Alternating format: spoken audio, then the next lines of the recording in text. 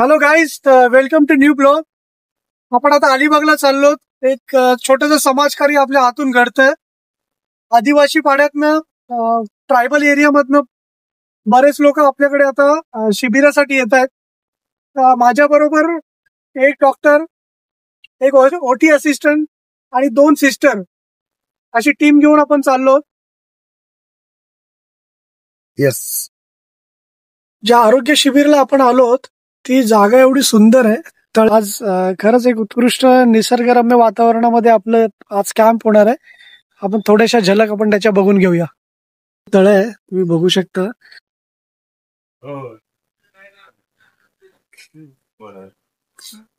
आणि तलावाच्या अगदी समोर हे मंदिर आहे हनुमानाचं. आणि त्या मंदिराच्या आतमध्ये ही आरोग्य तपासणी सुरू आहे. आता आपण आतमध्ये जातो.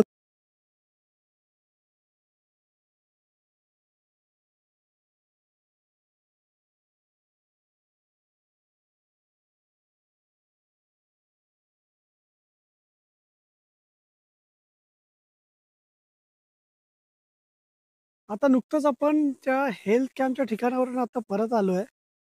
जे मला थोड्या गोष्टी जाणवल्या ते मला तुम्हाला सांगावंसं वाटतंय. हे फार लहान गाव आहे सहान नावाचं, जे अलिबाग पासून हार्डली 5 एक किलोमीटर पुढे असेल.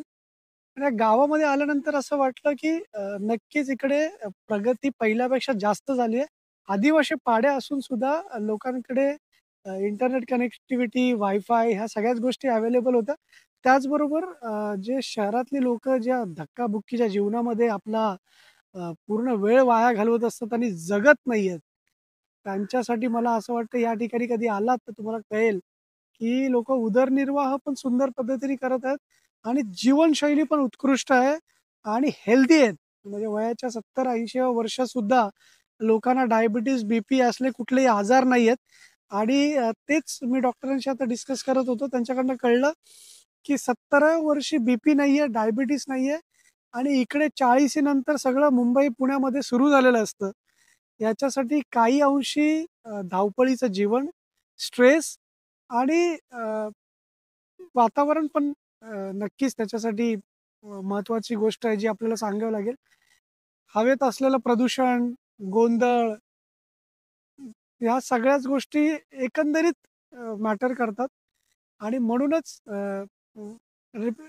जे रिटायर झालेली लोक आहेत ते आपलं उर्वरित आयुष्य अशा ठिकाणी येऊन व्यतीत करण्याचा प्रयत्न करतात की उरलेलं 10-15 वर्ष तरी मी नीट जगून घेतो. आणि खरंच तुम्ही कधी आलात या बाजूला तर सहन या गावाला व्हिजिट द्या. तिकडचे जे अध्यक्ष आहेत गावचे, ते अनिल पाटील म्हणून आहेत. त्यांच्याशी आता मी त्यांनी हा सगळा अट्टहास केला त्यांच्या हेल्थ चेकअप कॅम्पचा. आणि त्याच्या मागचं कारणही असं आहे, त्यांची पत्नी 1 वर्षापूर्वी स्वर्गवासी झाल्या आणि त्याच्या स्मरणार्थ त्यांनी ठेवलेला हा कार्यक्रम आहे. ओके. आणि अत्यंत दुर्दैवी आहे. वयाच्या 55व्या वर्षी त्यांना लंग्स सीए डिटेक्ट झाला आणि आपल्यामध्ये आता नाही आहेत. पण अनिल पाटील साहेबांनी तो विसर कुठेही पडू दिला नाही. त्यांचं समाजकार्य तसंच चालू ठेवलं. जेव्हा त्या ताई जिवंत होत्या तेव्हाही तसंच होतं. जिल्हा परिषद अध्यक्ष सुद्धा होते ते. आणि ह्या गावचा विकास त्यांनी त्याच पद्धतीने केला. गाव अतिशय स्वच्छ, कुठेही तुम्हाला कचरा दिसणार नाही गावामध्ये. प्रत्येक ठिकाणी शांतता आहे, आनंदाचं वातावरण आहे आणि एकोपा आहे. मला आता जस्ट ज्यांच्याशी बोललो ते म्हटले, "आम्ही अख्खं गाव एक संघ उभं राहतं कुठल्याही गोष्टीसाठी." आणि ही खूपच मोठी गोष्ट आहे. आणि प्रत्येक गावाने हा आदर्श घ्यावा, असा आदर्श गाव आहे.